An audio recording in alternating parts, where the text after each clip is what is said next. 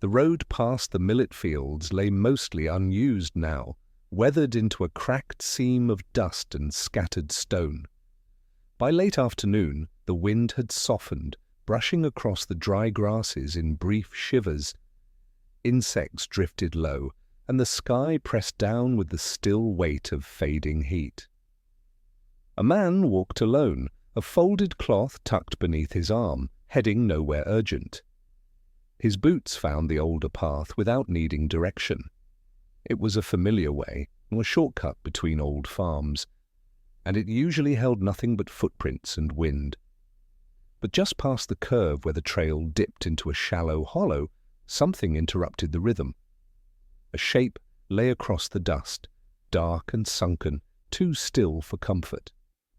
At first it looked like bark, maybe a sheet of tarp that had blown from a cart.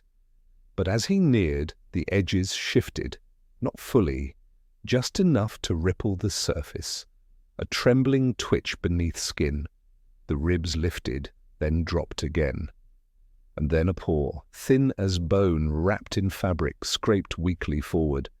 He slowed without thinking. The dog was crawling, not walking, not limping, crawling. Its chest dragged through the dust, chin down, hind legs trailing limp and quiet behind. The skin clung close to every contour of its spine, dull brown fur knotted and missing in patches.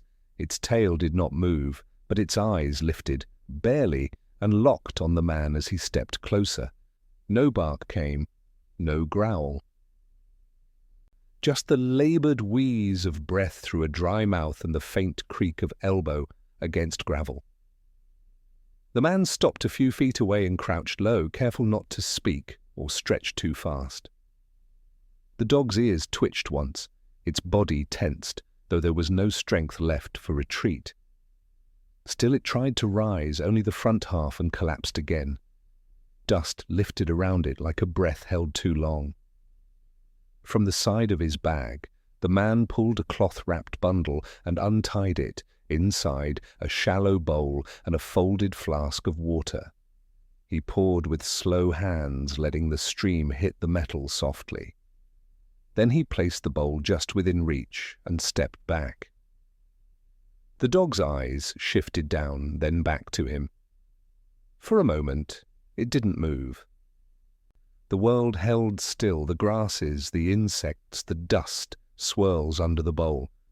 Then finally, the dog leaned forward, tongue touching the surface with a weak flick. Then again, shuddering between licks. The front paw pulled forward half an inch, bringing the whole body with it, inch by inch.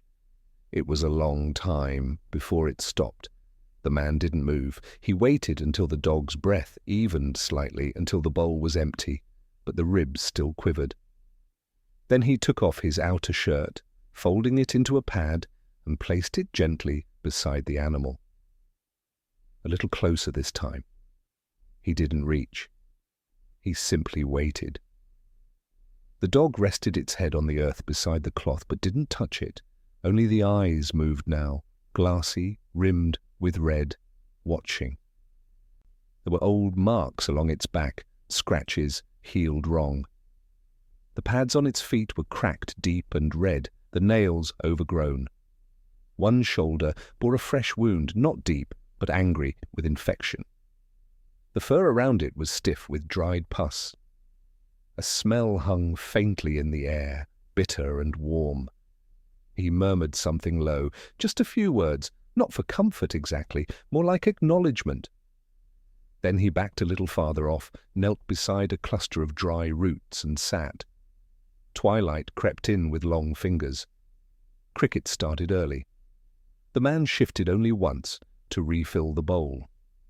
The dog did not drink again, but its head lifted slightly, and its ears moved at the sound. At some point the man closed his eyes for a while. When he opened them, the dog had curled just enough to rest its flank against the shirt, one front paw stretched forward across it. He didn't smile, he didn't reach, he just said, "Okay," and that was all. The light faded slow across the open field. Dust rose in small gusts. A hawk passed overhead in a low, silent glide. And on the old road, where no one walked much anymore, a man and a starving dog shared the stillness of that hour. Not touching, not speaking, just letting breath and body remember what survival felt like. Somewhere beyond the next bend, the wind shifted direction, and a scent followed it, faint but distinct. Earth, damp and close, and something else. Something waiting. The sun had dipped low enough now that the road wore its own shadow. Long strokes of rust-coloured light spilled over the dried hedgerows, and the breeze carried the cool hush that only comes after heat. The man remained where he'd been, kneeling on one knee, hands motionless in his lap, watching the curled form beside the cloth. The dog hadn't moved much since resting its muzzle. Its body trembled now and then, shivers that rippled from spine to tail without rhythm. Exhaustion lived in the shake of its limbs, but so did something else, a silent tension, like a rope stretched between two things, the instinct to flee and the need to stay. From his pack, the man pulled a second flask and uncapped it slowly. The sound made the dog flinch. Just the head, just the eyes, but it didn't retreat. Instead, it watched, tracking every motion as the man filled the bowl once more and placed it a little closer. He paused there, hand resting beside the rim. The dog did not come. So he waited. A minute passed, maybe two. Insects continued their low chatter in the grass. Leaves rustled softly high above. And then, finally, the dog's front paw stretched forward, toe pads pressing into the earth. Another inch, then the other paw followed. The body came with it, slow, low, painfully deliberate. The dog's muzzle dipped, hesitated, then found the edge of the water. One lick, then another, short laps, as if every drop mattered. Its eyes never left the man's face, not once. Even as the water touched its throat, even as its breathing quickened, even as the ribs lifted and fell with strange urgency, those dark, rimmed eyes held his with a kind of question in them. Not hope, not yet, just uncertainty balanced at the edge of collapse. The man's voice came low, almost without tone. Easy. He didn't move again. Behind them, the sky shifted into blue-grey. The fields had gone quiet. Only the constant ticking of insects and the distant call of some night bird marked the passage of time now. The dog drank until it could no longer hold its head up. It sank into the shirt again, curling tighter this time. Its eyes blinked more slowly. The tremble remained, but something else had softened, some layer of tension that no longer clung to the shoulders. The man reached once more into his bag and unfolded a cloth-wrapped bundle of food, plain cooked rice, cooled chicken, a few pieces torn small. He spread them just a foot away, backing off again with care. He didn't expect movement. Not yet. But the scent reached the dog before the thought of food could form. Its nose twitched. A single paw shifted again. It dragged itself forward inch by inch until its nose touched the edge of the rice. No chewing, just swallowing. Between mouthfuls it paused to breathe, not from fullness, just from effort. There were sounds in those pauses, not whines, just tiny exhalations, barely audible. As if breath itself had weight. The man stayed through it all, not touching, not reaching, just holding his place, hands resting on his knees, eyes soft. Far off, a light flickered at the edge of the valley where a home might be, someone lighting a lantern, shutting a gate. But here nothing closed. Nothing separated one being from another. When the food was gone, the dog licked the dust where crumbs had fallen. Then it turned its head toward the man, just slightly, and lowered itself fully onto the cloth again. The man leaned back and sat cross-legged. Time passed, And then came the first sound, not from the dog, not from the man, but from the edge of the ditch to the east, a low, almost imperceptible whimper. The man turned his head slowly. The dog did not move, but its ears lifted, its eyes opened wide again. Another soft cry, higher this time, fragile. The dog's head rose, then dropped. Its body tensed again, not with fear, but with urgency, and this time, when it tried to stand, it did not fall. It staggered instead, ribs arching, legs wobbling, but it stayed up. The man rose too, slowly, instinctively. He didn't step forward. He let the dog move first. It limped toward the edge of the path, following the sound that had broken the stillness. Its front paws found the embankment, weak but determined. The back legs dragged, but the dog pulled itself forward. The man followed at a distance, keeping low. They reached the ditch together. From beneath a fringe of dried grass and soil, the cry came again. Softer now, as if it had cost something to make the sound at all. The dog lowered its body, placing its head near the grass. It didn't whine, it didn't dig, it just lay down, pressed its ribs to the earth, waited. The man crouched beside it, eyes scanning the shadows. And there, in a small pocket beneath tangled roots and debris, something shifted. A glint of wet nose, then another, tiny bodies, still breathing. The man didn't speak, but his hands moved now with purpose, slow, careful, practiced. He cleared a little space, enough to see, enough to understand.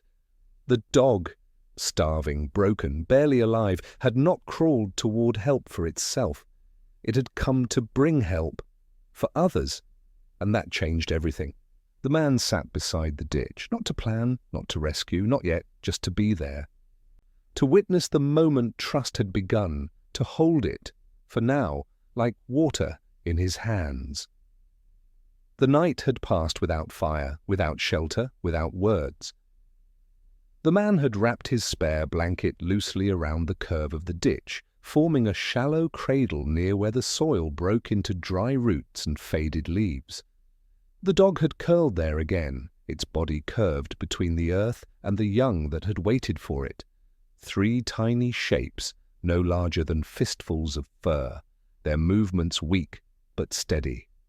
The morning came quiet, the kind of morning that held no urgency, just light, stretching across a world that had survived the dark.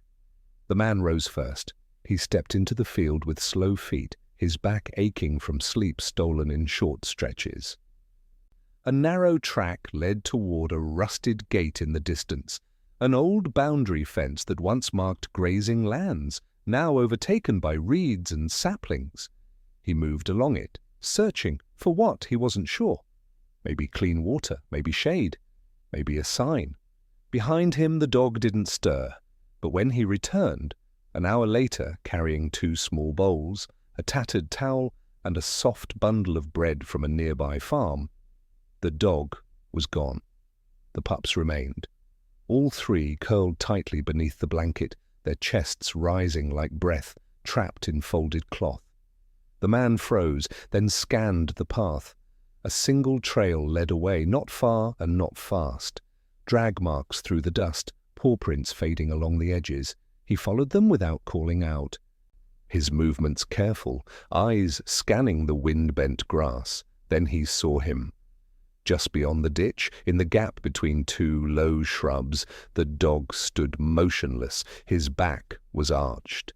In his mouth a twisted length of cloth hung limp, trailing something small and crumpled. The man stepped closer. At his feet, the dog dropped the bundle. It was a strip of canvas wrapped around bones and crusted meat, half a bird, maybe scavenged from another predator's kill, maybe stolen from refuse, nothing fresh, nothing clean, but it had taken effort, and it had been brought back here. The dog stepped away again, slowly, backed off with a limp, and then turned. He vanished into the tall grass without sound. The man remained kneeling, the meat in his hand, the dust still settling. It took a few minutes before the sound reached him again, dry movement through brush. Another return. This time, the dog dragged something heavier, an empty grain sack, smeared with old fat, tied with what looked like fishing line. He dropped it near the others, then backed away again. Over the next hour, it continued, back and forth, no sound, no panting, each return marked by a small deposit, a crust of bread, a half-chewed hide strip, a piece of gourd, bits and scraps from a world that had not noticed he was still gathering. He never stayed to watch the pups eat. He only brought. The man finally knelt beside the ditch and reached in with his clean cloth.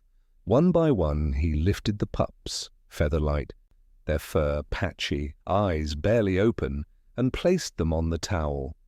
He wiped their bellies gently, checking for sores, pressing against their ribs to feel breath and warmth. They whimpered softly, weak mouths opening in search of something.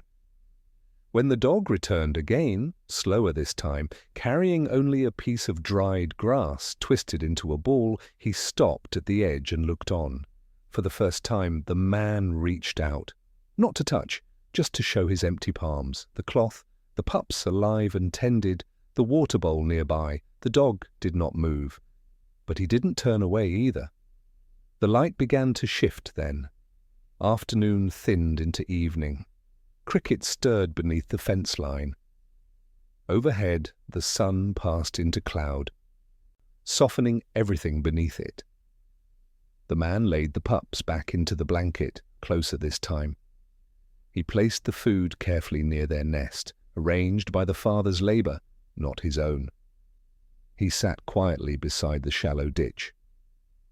A few feet away, the dog lay down. The distance between them had closed, not by command, not by coaxing, but by a day of silence spent proving what could not be spoken. The pups slept. Occasionally, one stirred. The dog did not intervene. He simply rested where he could see them. As twilight deepened, the man tore a last piece of bread, soaked it lightly in water, and placed it near the dog. The dog did not move. Then, after a long while, he reached forward, not for food, but for the towel.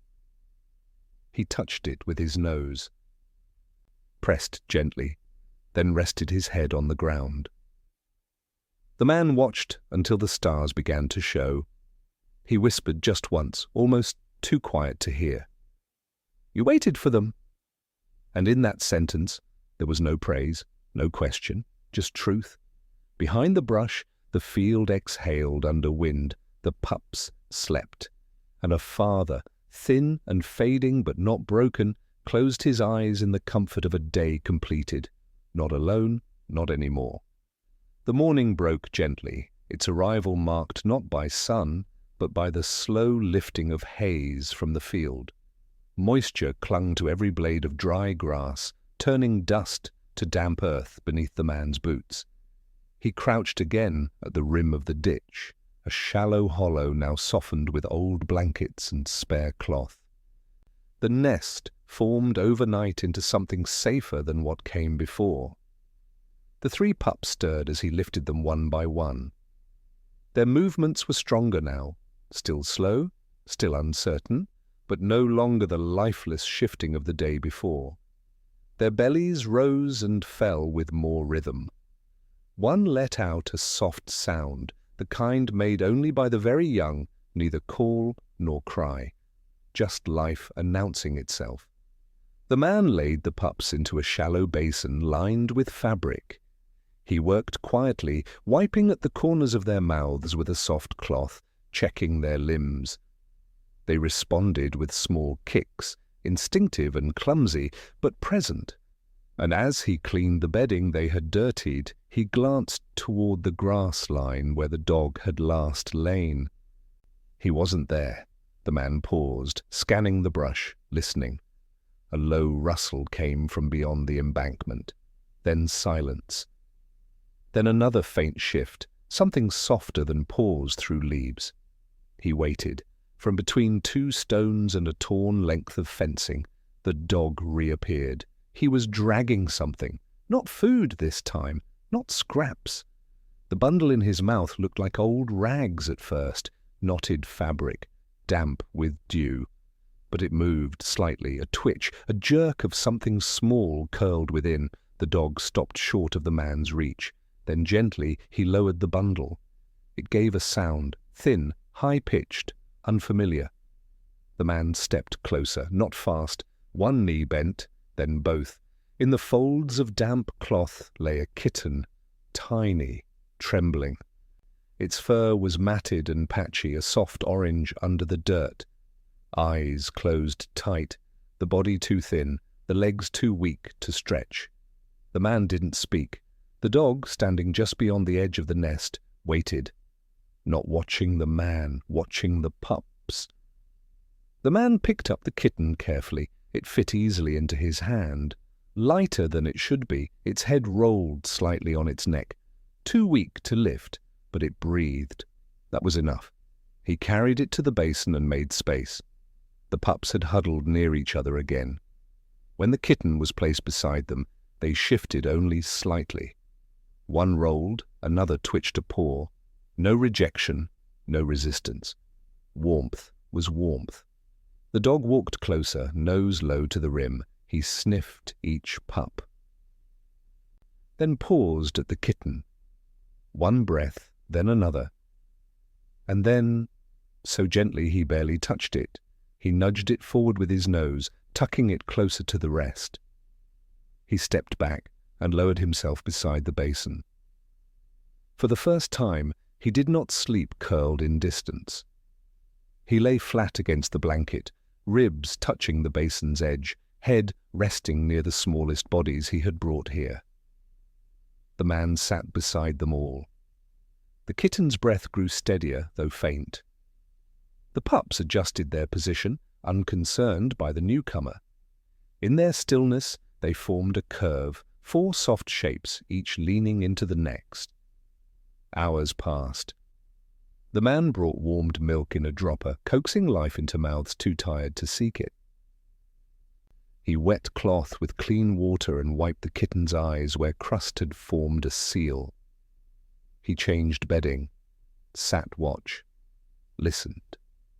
And always the dog remained close. Not once did he leave, not once did he attempt to eat the bread set near him or drink from the basin by the tree. His body pressed always toward the nest. His ears moved with every sound. When one pup cried, his head lifted. When it settled, his eyes closed again. The man whispered something, low. "She's not yours." It wasn't a question, just the quiet shape of realization. But the dog didn't answer, he only shifted closer. By dusk the air turned cooler again.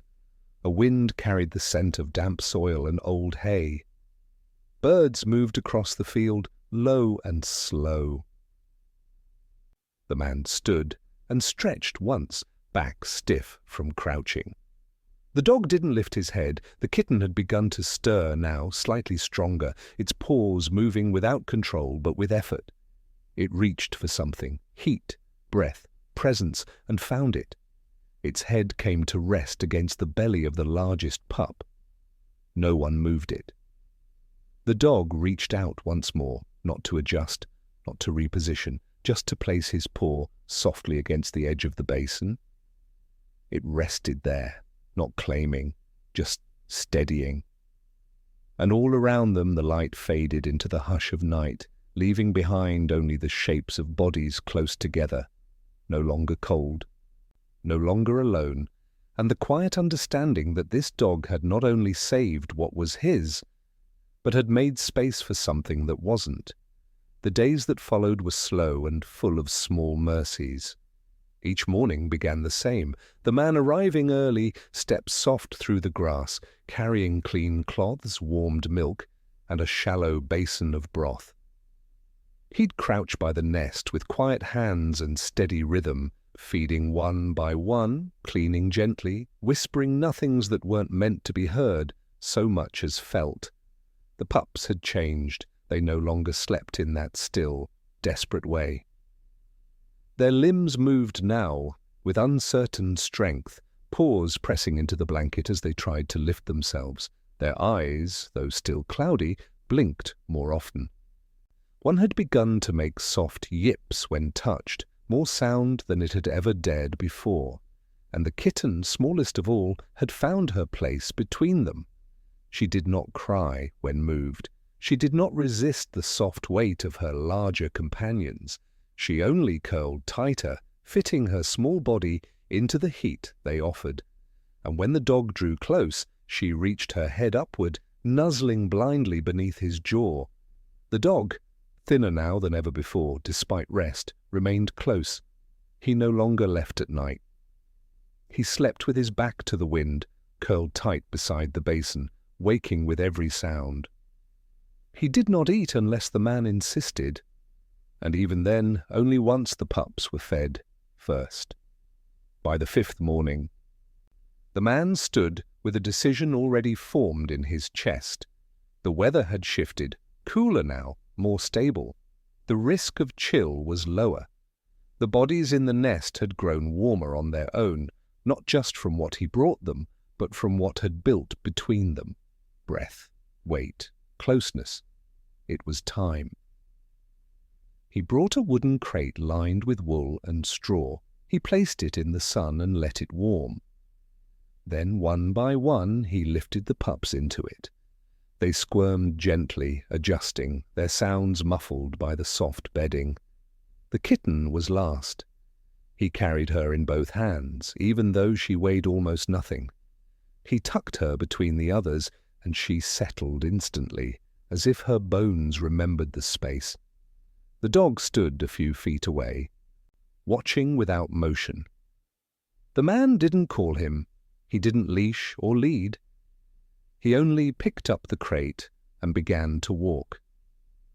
The path was familiar, along the edge of the fallow field, past the weather-worn fence, through the hollow near the old tamarind tree. Each step was slow, steady, measured not in pace but in presence.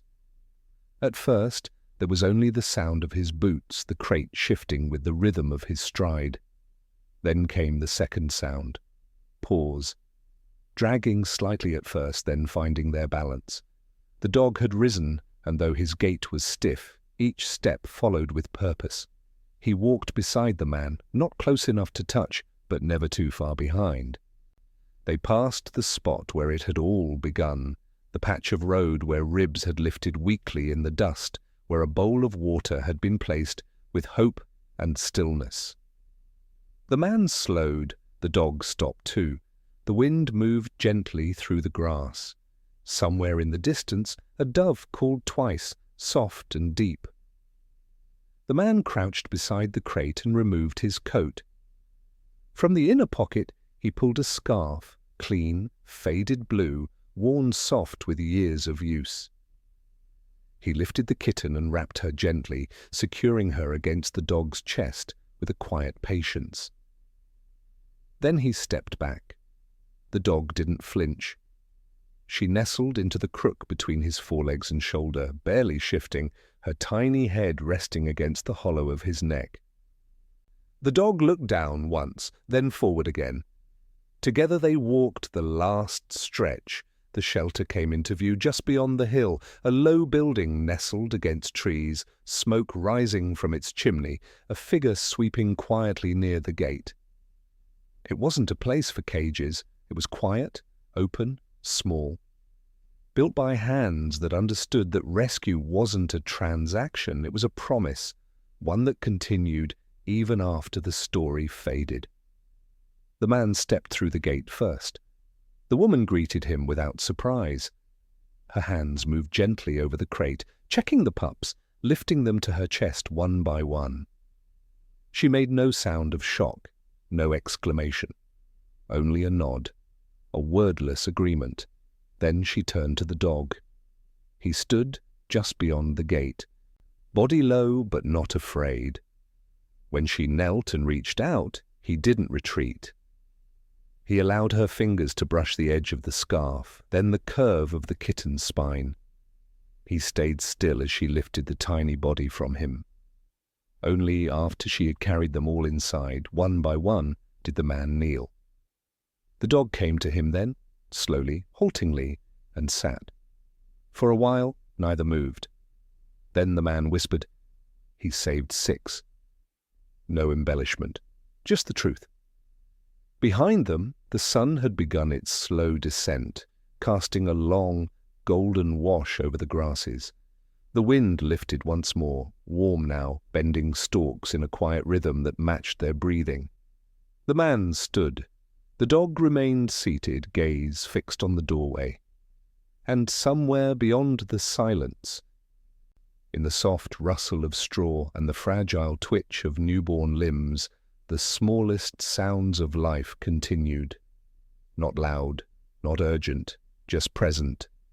And that was enough.